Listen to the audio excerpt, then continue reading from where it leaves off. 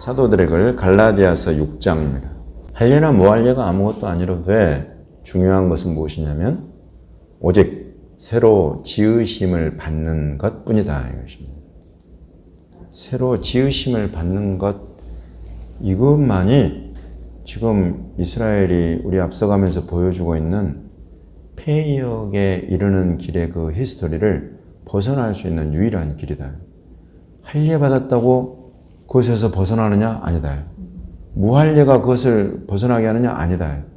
새로 지으심을 받는 일들이 계속 되어야 이 사람은 벗어난다. 어떻게 우리가 새로 지으심을 받는 일을 계속할 수 있는가? 여러분, 우리는 한번 분명히 우리 주 예수 그리스도로 말미암아서 믿음으로 세례를 받으면 우리가 새로운 피조물이 되었다라고 성경은 선포합니다. 그래서 저와 여러분은 분명한 것이 스스로의 아이덴티티를 딱 잡으실 때, 정체성을 딱 잡으실 때 나는 새로 지으심을 받은 자다라는 것에서부터 항상 우리는 출발해야 됩니다. 새로 지으심을 받은 이것이 내 안에서 확실하게 일어났다. 그러므로 그 안에서 나의 영혼육, 우리가 세 파트로 나눠서 이야기하는 이런 모든 이 세계 속에 이 새로 지으심을 받은 것이 미치지 못한 어떤 영향이 있는가? 새로 지으심을 받았다고 하는 이것이 선포되고 그것이 능력과 권세로 실제로 그렇게 자리 잡아야 됨에도 불구하고 그것을 거스르게 만드는 내 안에 이 육체의 일들은 무엇인가? 여러분 이것들을 우리가 분별해내야 돼요. 그래서 자꾸 이 육체의 일들, 성령으로서 새로 지으심을 받아야 되는, 그래서 내가 계속 그 안에서 자라가고 성장해가고 그리스도를 닮아가게 하는 이와 같은 믿음의 여정이 새로운 히스토리가 내 안에서 시작이 되고 지금 시행이 되고 있는데 이것을 발목 잡는 건 무엇인가? 어떤 육체의 일이 나로 하여금 그것을 계속하지 못하게 하는가? 이것들을 여러분 찾아내야 되는 것입니다. 자기 육체를 위하여 심는 자는 육체로부터 썩어질 것을 거둔다. 성령을 위하여 심는 자는 성령으로부터 영생을 거둔다. 여러분 이것은 너무나 사도 바울이 자기의 모든 편지글로 교회를 가르칠 때 가장 강조하는 내용입니다. 육체를 따라서 살지 말아라. 결국 육체를 위하여 심는 자는 육체로부터 썩어질 것을 거둔다. 썩어진다. 아까 제가 표현한 부패한 것들이 나온다면 육체로부터. 거스리고 반역하는 것이 썩어지기, 부패하게 되기까지 나오는 것들은 항상 이 육체에서 나오는 것들이다. 그러나 이것을 이기게 하고 이것으로부터 돌이켜서 살아계신 하나님의 나라와 그 나라의 일들과 그 나라의 보화들과 값진 가치들을 캐내고 누리고 그것들을 증거하고 나타내도록 하는 것은 성령입니다. 성령의 인도하심을 내가 계속 추구하고 사모하는 것.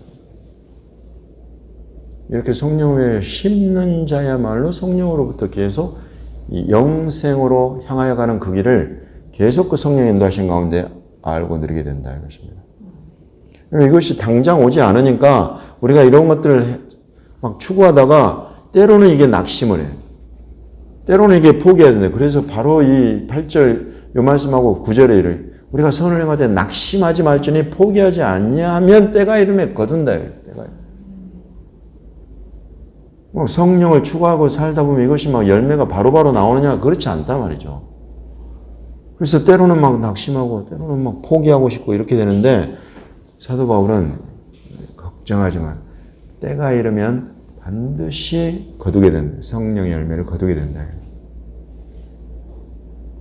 이러면서 이제 더불어서 한 가지를 더 우리에게 강조하는 것이 이 계속 우리 교회 안에 지금 여기 당시에 막 유대인들과 또 이방인들이 섞여 있는 그곳에 영향력 있는 사람들은 대부분 유대인들이었어요.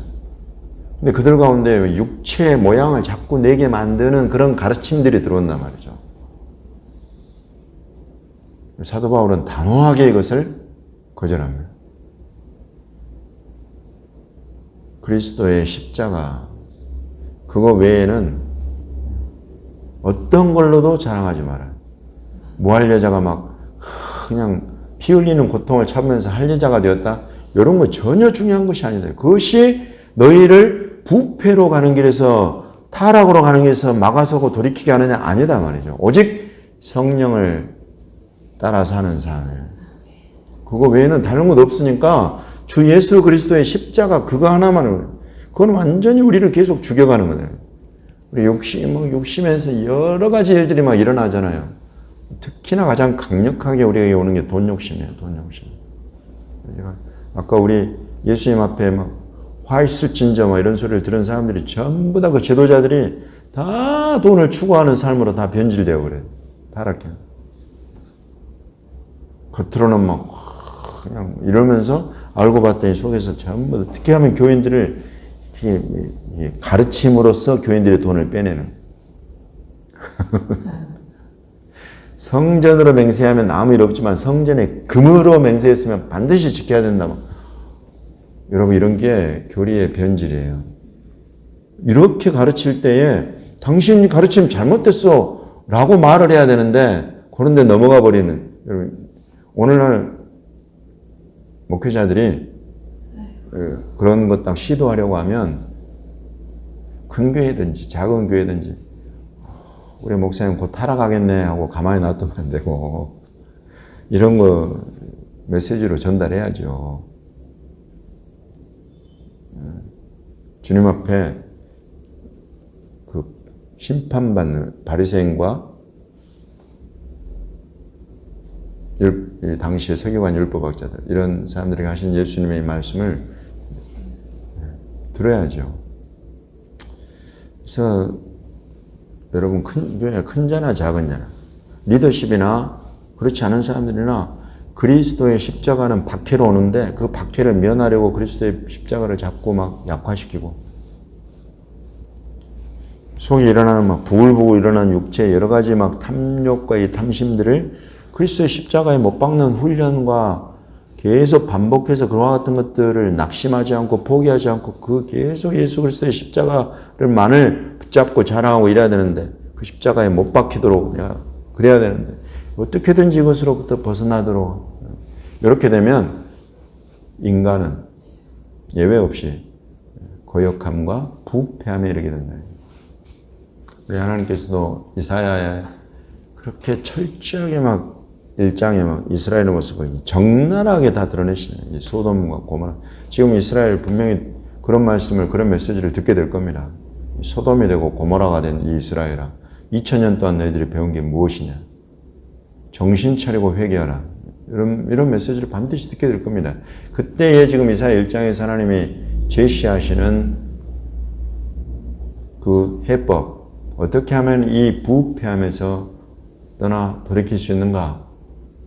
여호와께서 말씀하시되 오라 우리가 서로 변론하자. 너희의 죄가 주홍 같을지라도 눈과 같이 휘어질 것이고 진홍같이 붉을지라도 양털같이 희게 되리라. 이 말씀을 하시는 분이 요 해법을 지금 가지고 계신다.